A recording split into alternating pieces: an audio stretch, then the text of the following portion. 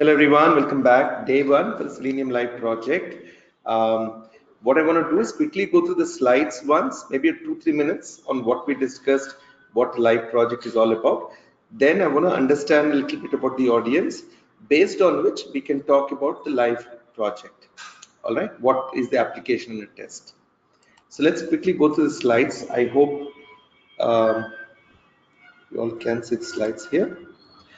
So benefits, very simple team. If I really need to focus on the fact that you will get real experience, you will be working with a global team and you can really showcase all of this knowledge, skill, experience, exposure on your resume. And we are a reference point. So whichever is the client, the project, the application that we work, so we will be a reference point. Obviously, a lot of this focus for JPAC is on software test automation, and for you to be really competing in this space, frameworks become critical. So that becomes your key benefit. Why is that lines not showing here? Maybe this is the presentation mode. Okay, are the highlights being visible to the online audience? The keywords that I'm highlighting in the PowerPoint.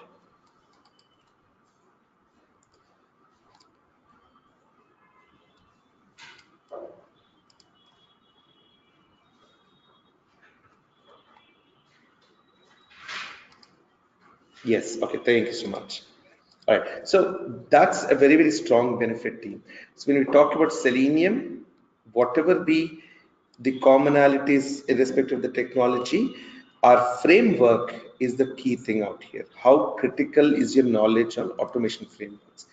Because when we talk about automation frameworks, your base is set, like automatically we know that you know software testing, quality assurance in general, you know about how we go about creating Selenium WebDriver scripts and doing the coding, and you've gone beyond that.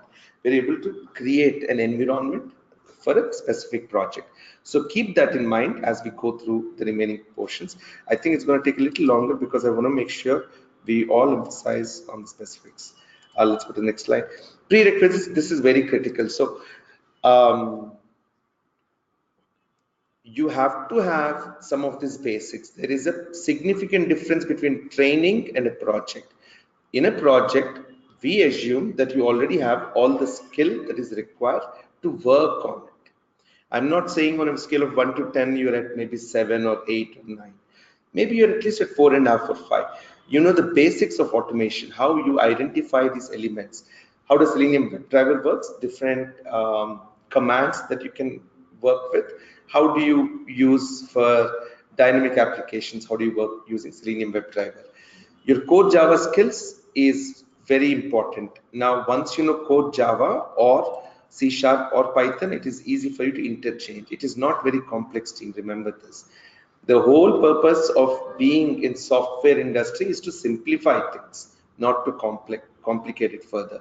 So your programming skills are very, very important. JUnit, TestNG are much more basic versions of the programming. It is much more easier for you to acquire. And automation frameworks. What is the different types? What to use when? What kind of industries use what applications?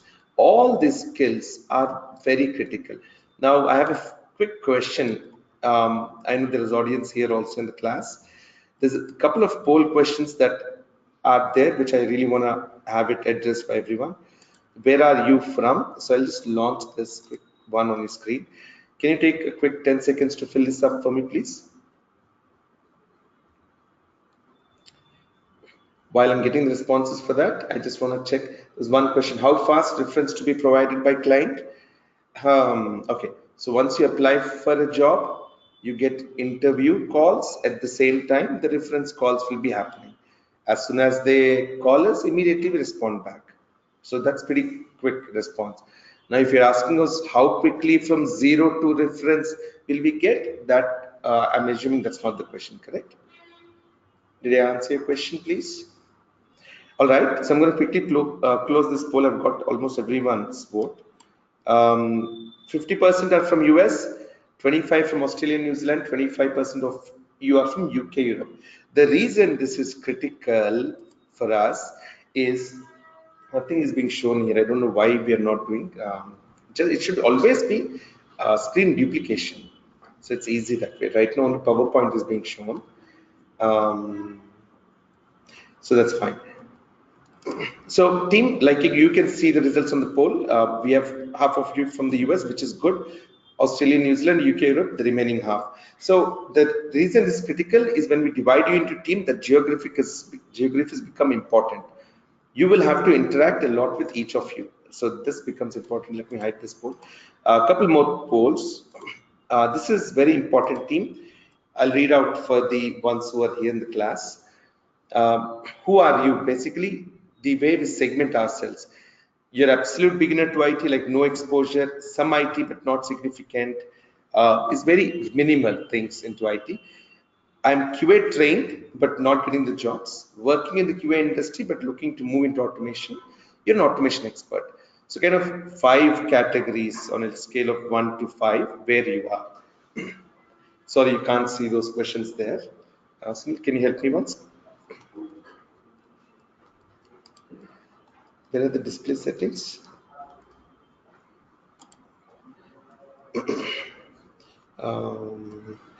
So team, thank you so much. I'm going to quickly, 57% votes. I'm waiting for a couple more votes.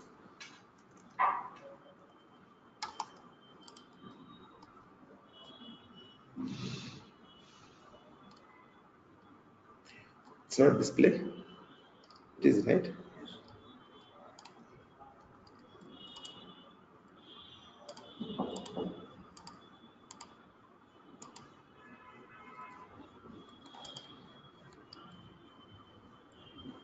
And maybe we can take the slides off there, please, so that it's visible now. Okay, so we have both. So those are the questions. I've got only half of your votes, but I'm quickly going to close this and share the results. So half of you are absolute beginner or just to the training level. So for you, it becomes very important to get a good exposure to the Selenium Live project. The remaining 50% of you are working in QA, looking to get automation jobs. So for you now, most of these things should be faster. So someone who's beginner in IT, you're looking at about 6 weeks to 8 weeks to finish your training and the project. One more recommendation, team. Let us say in this prerequisite, you are not there anywhere, like you don't have much of the skill. Just participate as team member in a very silent manner. There are activities you can do like test case writing and so on. You can involve in those activities. Just be there. You don't have to become a superstar in your first project. It may take you 4 to 5 projects to get there. But there is an opportunity, so start working. All right, cool. So thank you so much. I'm going to quickly hide these results. There are, sorry, hide. And then, are you already, this is important thing. Do you have good knowledge in Selenium? It's just a simple yes or no question. So it summarizes everything. All that you see on the left side, knowledge of what is expected, it's either yes or no to your skill on Selenium.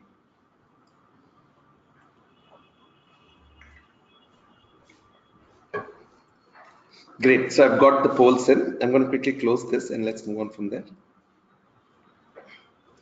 88% votes. I'm going to share. Can you all see? So almost 50-50 team. That's good. See, the reason this is important is if you're good on Selenium, it is very easy for you to start working on the project. And let us assume you're not, like I was saying, you can be a team member. So we're going to divide it in such a way that we have a good balance. Of course, we are there to guide you, to take you through the project. Remember why we are doing this thing. Do not forget the basics of why we're doing. Always remember, it is going to give you real exposure, real time. You're going to work with a global team. You will be building experience. The only challenge that I see is the number of team members in this batch are much more lesser. Typically, it's always 40 to 50 people. Right now, we're just about 12, 13 people in total. So we'll see how we go about that challenge.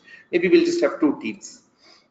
Prerequisites team formation, this is important. Like I said, we will form the teams. If the challenges, we'll work through them, where you need to shift from one team to the other, or if a team is getting dismantled, how do we merge teams? So a lot of these things we've been doing for a long time. So this is all general administration, which is very simple and easy. We'll keep going on. This is a very critical team. As we keep going, you will understand there's going to be specific energy, so you need to participate very actively.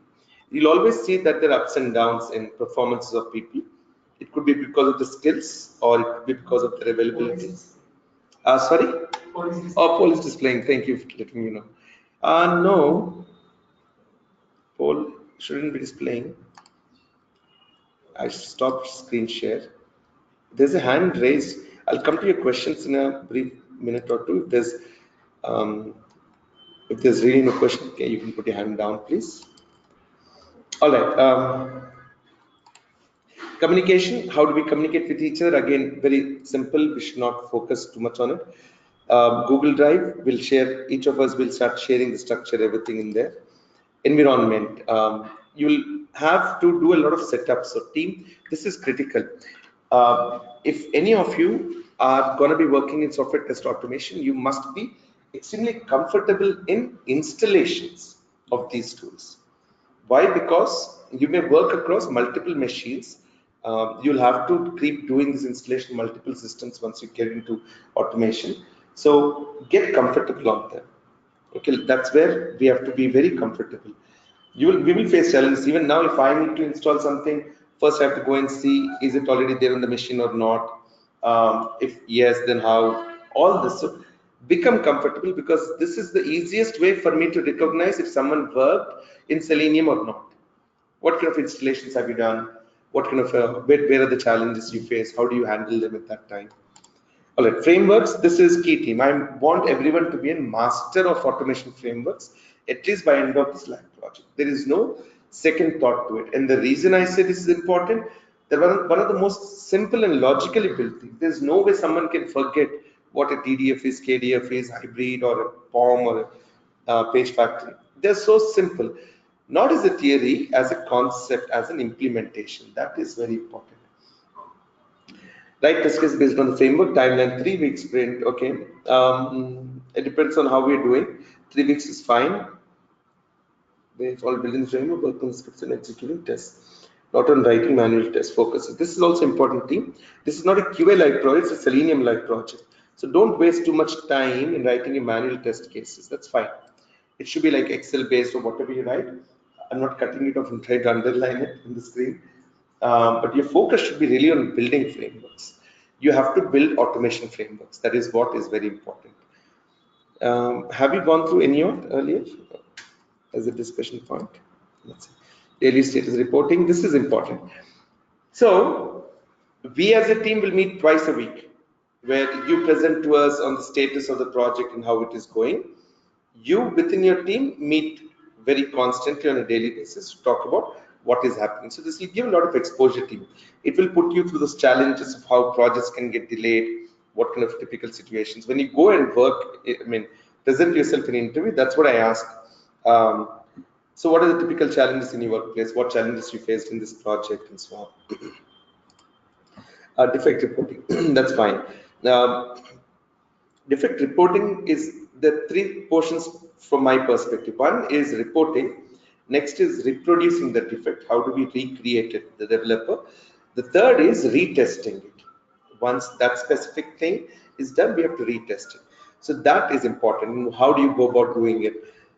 Scrum meeting, this is up to you. It's more like how do we, it's a daily stand-up call, more like presentation. Yeah, presentation is key team. What is this presentation? So this Scrum meeting is within your team.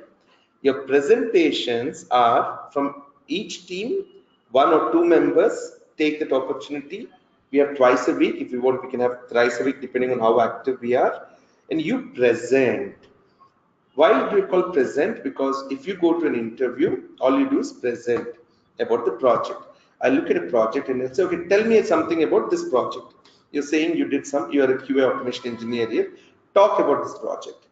Now, unless you have spoken about your project multiple times, you will not feel comfortable. So when you're presenting, we act like critics. like interviewers and say that, okay, why like this, why like that, why did you write this way, the script, why not this tool? And then we'll also tell you how to look at your presentation.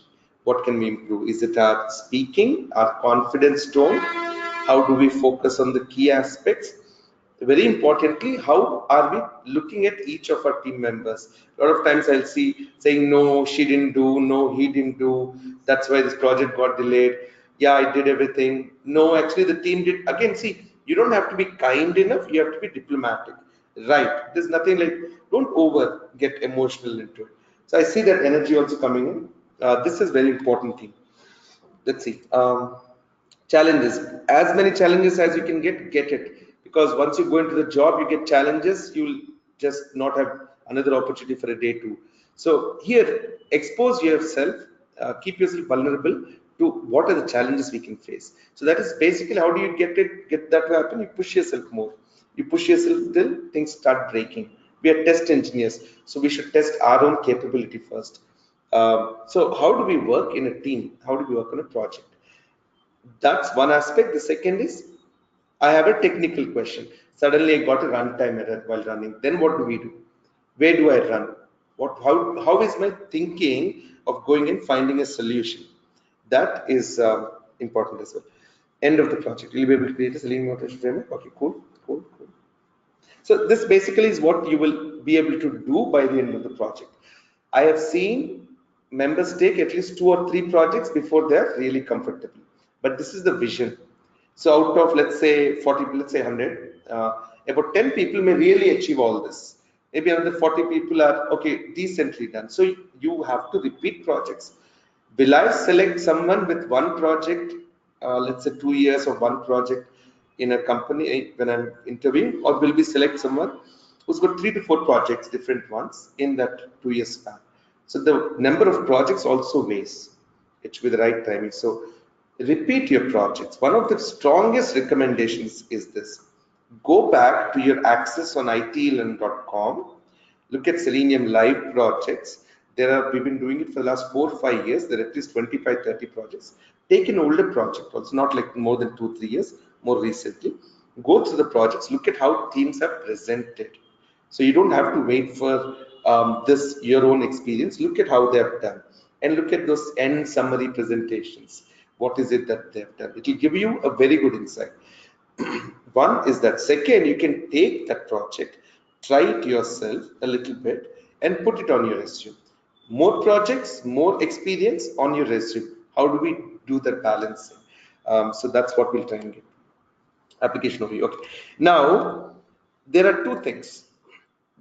Let me talk about it this way. What do I have here? Okay, I don't need this. I just need, I'll try and draw using. So team, any questions so far? And then before we go into talking about what options we have, any questions, anyone? Online?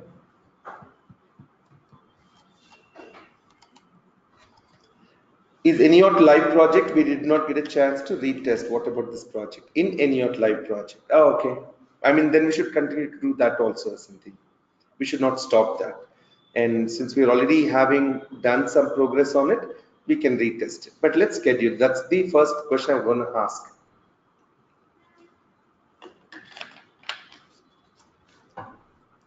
All right. So let me continue. Let me talk about how do we go about now. The most important thing of any project is the scope.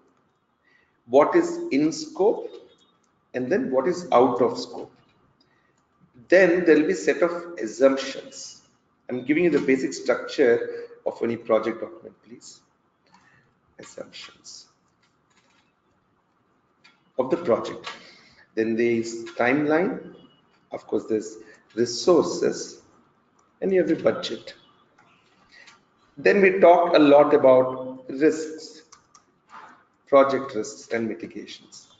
Now, nothing complicated about this. Let's talk about what is in scope about this. Now, the first thing that comes in scope is the application and the test.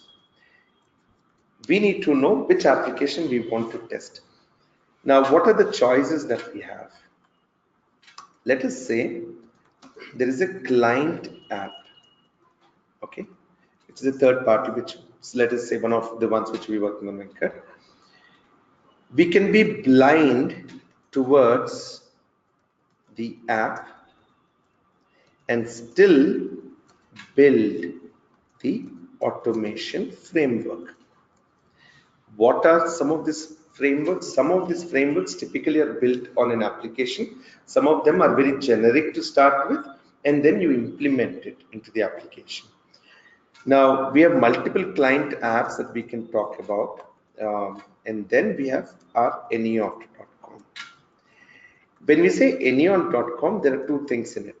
There's a ASCT, which is certified Eniot certified tester, and then we have ASCD, which is certified developer. The reason I'm mentioning is this: Eniot is a test automation tool. It is built. Let's go directly here. I'm going to take a quick minute.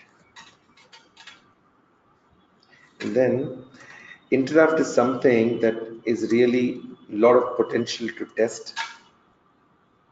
It's got a lot of features in it. Okay, so this is a very brief of Eniot team. If any of you are interested in looking at what it does, there's a 5-minute short video you should go through. But primarily, I'll talk about the features, what it does. This image, if it was bigger enough.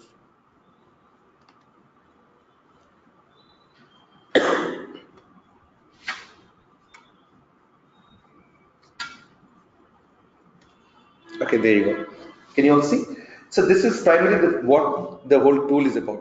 It is a test management tool. So you can write test cases, modules, put everything well organized. So when we're ready to test, you can do simple manual test also. So it does the basic test management where you organize all your test artifacts. It's got an automation engine inbuilt. So once you write your test, you don't have to redo anything or write a script to be able to run automation. All this automation engine is built using reusable components. A lot of emphasis is there. So be it keywords or be it element maps and so on, or reused group of user-defined keywords, the focus has been on reusability. And then all the types of automation frameworks that are possible, we have thought through and put in there. And then we have the dashboards reports, and there's no coding into it. So the users of Eniot don't get to see the code. So let us say Eniot certified tester. It is something on the lines of, let's say, iTeLearn or Jira and so on. How comfortable are we to be able to work on these tools? It basically says that you're good in software testing. You're a good software QA engineer, manual. Now, a certified developer is extremely comfortable in programming. That is number one. Is expert in automation frameworks and can design plus build custom frameworks. So generic frameworks will sit on everything, but custom frameworks where specific to the client and the project need, we start customizing. So now, from an application and a test perspective, Eniot.com can still come to your profile in the project by default. So either you're using it to help test an application, that is one of the simplest projects we could do. It is still a lot of Selenium, but you're a black box tester. You're not a developer of automation skills. Or you could participate in the ongoing development of Eniot Peach version. What does that mean? We have already set up Eniot has Orange. It had a beta version, and then Orange with many more features, and then now we're working on Peach. So you will be able to open that entire engine under the hood, look at what is where, what are the different scripts, how they're written, and so on. So depending on the audience where your comfort level was, we want to position you accordingly. I'm sorry, I've got a few questions. I'll come back to you, Cynthia, on them. So now, application and a test is not a problem for us. So either way, even if we give you a new application, we have to start with writing Selenium scripts, which are framework based. The first and foremost thing that I want you to really do is, again, we're still in scope. Can we start to build a hybrid automation framework? Start to work on it. How does a hybrid automation framework look? What are the components? How will the test case template look? How will it read and execute everything? That component. Now, once we start building this, we can apply it to any of these applications under test. We can take Interapp, that is a great application with huge potential to test this app. It's also got a mobile version to it. Primarily, when you go to an interview, you want to have the right application to show as well. It should be complex enough that there's an automation possibility. I can't show it on a static corporate page. There's nothing much we can do. But this is a complete functional page. So there is a lot of functionality in this. The screens look very rich. There's a lot of workflow involved in it. And you'll see that there is huge potential for testing this. So we've tested this using AnyAuth as a tool, but we can test it again using this new framework that we built. Now, my intent is two-ways, team, and maybe you can give that response even in the chat, either way. What is the overall intent? Let's look at the intent again, once again, so that there's no doubt in it. One, it builds your skill plus confidence, all right? So you know how to do things.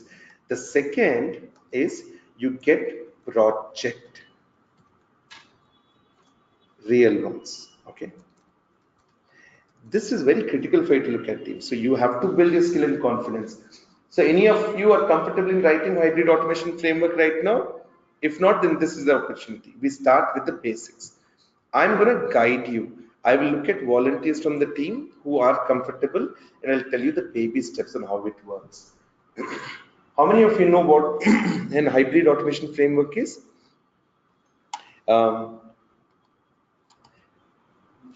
Anyone comfortable on it? So as the name suggests, it's a combination of the frameworks? Yes, it's a combination of multiple frameworks. That's correct. So let's talk about the different types of automation frameworks that we have. I'll list them down. Then we can look at linear. It's not even a framework. Linear coding or whatever. Then you have functional decomposition. Let's talk about these two. Is that the programming style? No, framework levels. So if I write a single script all the way end to end, saying okay, it starts here, goes here, no functions, nothing, maybe variables, that's linear kind of a framework, very basic. So we start with the linear writing. When we write a Selenium WebDriver script, even if we export from IDE or whatever, that's linear programming. Once we create functions, reusability starts. So the three fundamental things about automation, thumb rules, are efficiency, reusability, and accuracy. Without these three things, nothing moves forward. And this is the base also for AI and machine learning. Remember this. How does automation work in basic? Functional decomposition is where, let's say, we have steps like login or logout or sign or change password or buy an item or change some settings. Each of them you create as a functions and keep it there and call them as and when in a test case. That becomes functional decomposition. Then you have a data-driven framework. The focus is test against multiple sets of test data. So you have is very data sensitive. So how do we run the same tests but keep changing the data each time? How do we plug in the right parameters or variables so that it gets that? So that will give you a lot of good thinking, how the flow happens. A lot of for loops will come in that. Your if statements and for loops will get good exposure through a data-driven framework. Then comes keyword-driven framework, which is basically combine multiple steps into reusable keywords. I'm going to minimize this portion of it, sorry. Now, why is this very critical? In a given application, even if it is as simple as a simple calculator application, you might write about 500 test cases. You change something one place in one test case, the same logically will change in a lot of places. You'll have a lot of efficiency problem. You lose in maintenance over a period of time. You will see that maintenance is not effective. We will rather drop this and rebuild again. Keyword driven framework gives us the ability to keep things very organized into steps. So instead of saying for banking application, right from login, check balance, make transfer, verify transfer, log out, looks like 5 steps, but there may be 45 to 50 steps actually happening on the AUT, right? But then we should be able to build these key features like this. Login how? Username, password, security questions. We send that login happens. Now this login feature could be used in about 500 test cases in a banking system. So if the login process changes, I have to go physically change it. With this, so your functional decomposition is taken to the next level. That becomes keyword driven. Then comes your page object model, which has got a lot of similarities with page factory, where the focus is on elements and pages, identifying more like oops concept. Right, where we talked about elements and the commands, what we want to do on it. It kind of combines a little bit of keyword driven framework. It doesn't really have data driven framework. Hybrid framework is basically when we combine two or more together.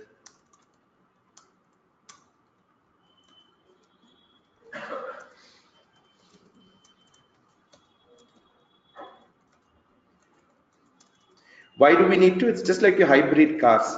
So you have cars that run on gas, then you have cars that run on batteries, then you have hybrid, which you can switch. It's still midway, but it's good. So you need the right balance for it. But as a developer, automation engineer, if you say that I don't know any of these or have not worked, it doesn't impress me.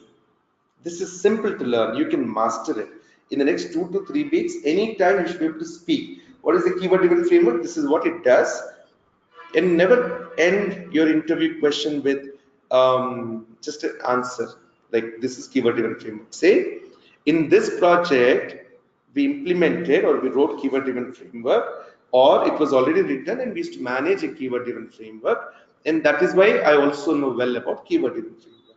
So is it a textbook answer or have you worked on it? So while we're going to be working on it, this is what we want to do.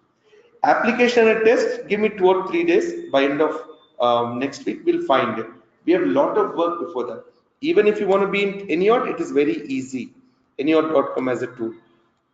That is not a challenge. The challenge is how do we start going from here? Now, hybrid framework that I am talking about should combine data-driven framework, keyword-driven framework, and your page object model / page factory into one. This is in scope. Does in scope look big? Very simple, pretty looking hybrid framework. We will have reports, could be Excel. If we can do HTML as well. We can also try third-party reporting tools. So don't focus too much on reports and focus on core automation. Focus on improving your coding, understanding the web driver commands, and so on. So we basically going to build a mini Anyot as a project. So what are we saying? The client application is getting prepared for us to test. While that is happening, we will be starting to develop a script that will do that. Okay. How do we start on that? Let's talk about out of scope. What is out of scope? Everything is in scope. What is out of scope? Let's leave CI/CD out of it right now. All right. I'm not gonna focus too much or any kind of DevOps activities and so on. Keep things simple. Don't overcomplicate on this one. Focus on mastering coding and not on the other tools that give us that flexibility. So only you're going to master Java. Is Java fine for all of you? Is anyone saying voting for any other programming language. Unless we have enough number, we can't do a C# or a Python group. But if they are volunteers, then we can. Java is good, right? Java is a good place to start. It's pretty easy for us. Now, how do we get started? We have about 2 or 3 members here, and I don't know what is a good time every Tuesday, Friday, or Tuesday, or Monday, Thursday for us to connect. So you can start showing me what's happening. And anytime in between you're getting stuck, always reach back to me and ask what's happening. Shankar or I, one of us will guide you. But this is what I want you guys to do. The name of the client, we'll talk about it. While the application is getting ready for test, this is what you should be focusing on, building an automation framework. A mini automation framework. How does it sound? And then we'll implement. So you build and implement, a mini automation framework. Now, what else is there? Assumptions.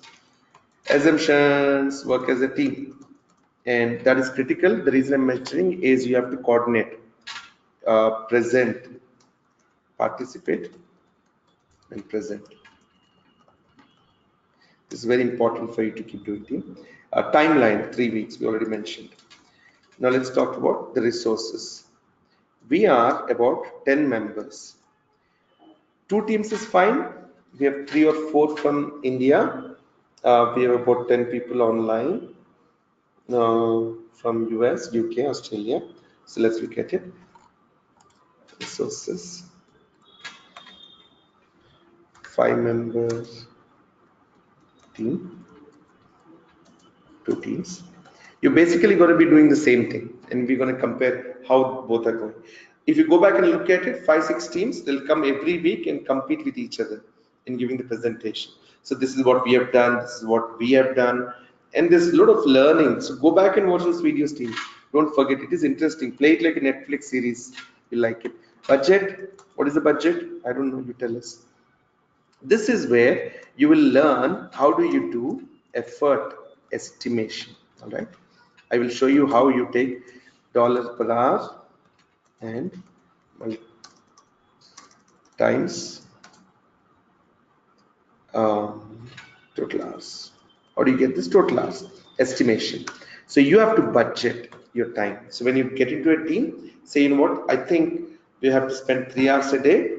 So just imagine, I'm just giving a scenario. 3 hours a day, 5 people is 15 hours per day as a team. Into, let us say you do it 5 days a week, that is 75 person hours. Into 3 is about 225 person hours. All right. Now let us say that this is billed at $10 per hour. Assumption. So for a client to pay for such a project is going to cost them 2.2k USD. Okay. So for you, it is important. In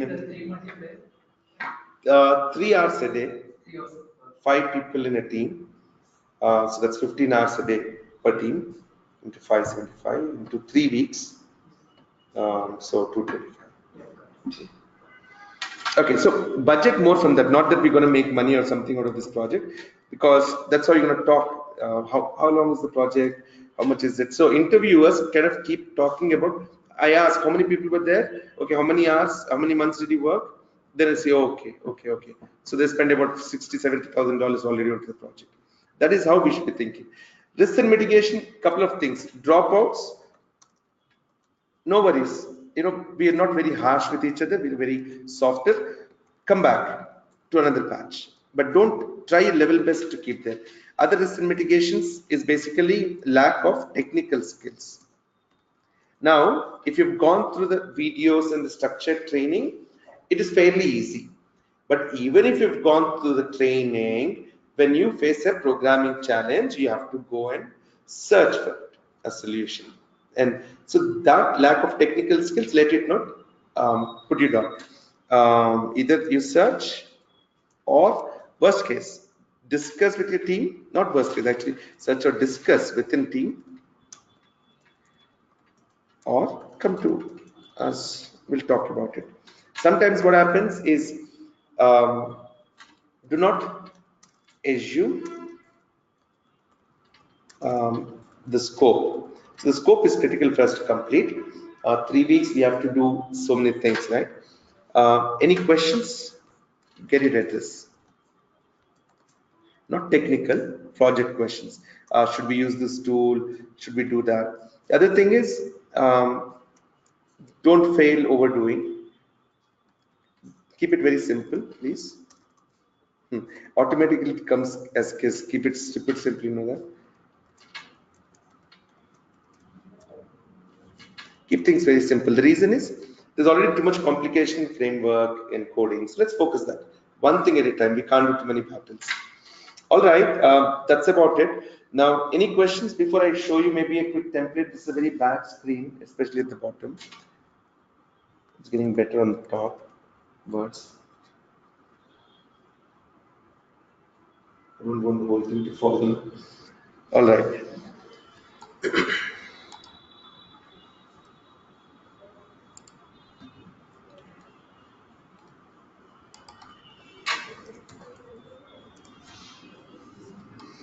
So team, any questions? I'm going to take, what's the time now? 7:59. I'll just show you how a simple Excel input sheet will be. What is the template? So when we write our code, that we are trying to interact with this Excel and read from there. How do we write a typical manual test cases and all that? Just a simple template. Based on that, we can start working from there. Why is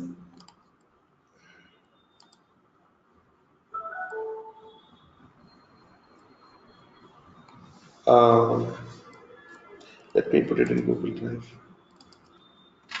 Sunil, why is it not signed in? Sunil, it's not signed into Google. You know what? I'll go back to this notepad and talk about it. See, primarily, you have your modules. You'll start with modules. That's your first sheet. Because unless you divide your test cases into modules, you can't do much. Then comes your test cases. Now, what are the columns in modules that you have? Module ID, module name, module description. All right, simple. Test cases, you have a test case ID, description, and test case ID, which module does it belong to? Description of the test case, result. What else will be there? But that's in a test step. Yeah, I thought the same. But in a test step, then I know which test case it belongs to. This test step ID, then it belongs to a test case ID, then expected result, actual result, error details, maybe screenshot, and so on. This is what we want to store in test step. That's will be the error. Okay. So then we also have test data in it and element ID. That's the other thing. Then we have a test data sheet. In that we have test data ID, test data name, test data value. I'll walk you through what these are. Primarily, so one test case, multiple sets of test data. So username, password, URL, maybe these 3 sets of data, like that will be the name value. These 3 concepts I'll explain more clearly. Then we have an element. Let's say test elements only. So that is sanity in the word. Element in a page. Which web page is it in? Element ID. Element ID type or by element ID value. So when I'm talking about by, I'm using ID name, CSS, XPath, class, link text, partial link text. How are we trying to identify? So whatever we typically write in a script, we are all putting it here now. Then what else do we have? Then we have reusable. Okay. Keep Selenium keywords. Then we'll have user defined keywords. I'll talk about this a little later. Let me save this file before I forget.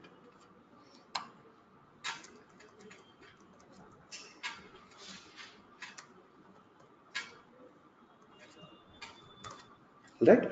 So now your basic script, right, starts with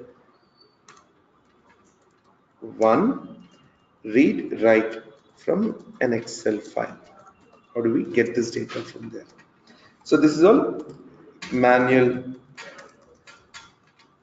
like test cases,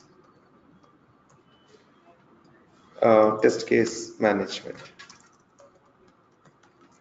Simply Excel. Excel is a very important tool, team. Become very good and smart at it. You know, if I see someone trying to add a formula, how to add slowly, that means that, oh, you're not really an IT person. From my perspective, that's how it is. So be very comfortable with Excel, play around, understand how to put filters, how to freeze the panes, how you can neatly organize these colors. There is a lot of science and art within Excel itself. I can look at an Excel output and see how the person is. It's very simple. How do we think? Very structurally we can put. Now script read and write from Excel file. And from what? Use Java. We can use what we're using? Excel. No. In Java, Apache, POI, and HSSF. So this is the jar you need to be able to interact with read write. So if you go back to some of our Selenium trainings, in that I've shown you how to do this read write, the three functions in it: read Excel, write Excel, and cell to string functions. So reusable ones, you have to get that. Once you get that, navigation plan for the program on the Excel file. What do I mean? First, it has to come to the module sheet, read everything, understand what modules are there. Then it has to go to the test cases, understand what test cases are there. Description, there's also execute, yes, no, we can put, because we may not want to execute everything. And then test steps, so it has to read each of them. So when we read this data, where will we put it? So we're reading from an Excel into a running Java program. Arrays, perfect. Place it in 2D arrays. Simple 2D arrays. See, you'll become very comfortable with arrays, how it works, arrays is a very problematic thing in Java because it's not expandable, it is not that flexible. So we need to be smart. So we'll get the basic. So what happens if Excel is there, no? 80% be good. Don't have to be 99% good. I'm not saying pivot tables and macros. Same thing with arrays. There's so much of things in arrays. Go till certain distance, otherwise we'll start getting little lost. That is where talk to your team members. Ask your team member to explain to you once again as to what concept is. I don't think we will use too much of oops as oops because it will only overcomplicate what it is. Basic of oops we'll use. After this, navigation plan for the program in the Excel file, that is the most important thing. Then we can keep going from there. This is a lot already. How comfortable are you, audience? Any questions, please, online or offline? Radhika, have your hand raised? Do you want me to unmute you?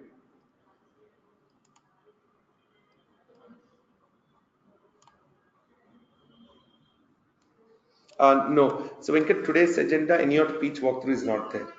Because the ENIOT Peach is available. Now I'll open up ENIOT Peach and show you the code.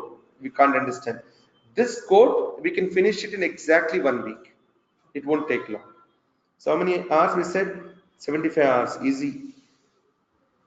In training, in like of 25 hours that I do now, I'll finish this writing this. So it is easy for me. It's not very complicated. I just want you to understand bits and pieces in that. And then we can get ENIOT Peach. One of these sessions will give a demo on ENIOT Peach. So let them understand that as a tool, and that's an additional experience. Let's see questions. Will we take manual or automation testing in the course? Okay, cool. In the course means training courses, we start with manual. then we go to automation, then we do a project. That is where we are. So if you're at the basic level, we'll start with the manual testing training, then a little bit of automation training, and then we can start. So now if any one of you are not very comfortable in, like I was mentioning, in building this hybrid framework in a simple way, participate along with us. Okay, but at least two of us should be writing different codes. I want two different sets of code and we can work on it easily. All right, any other further questions, anyone?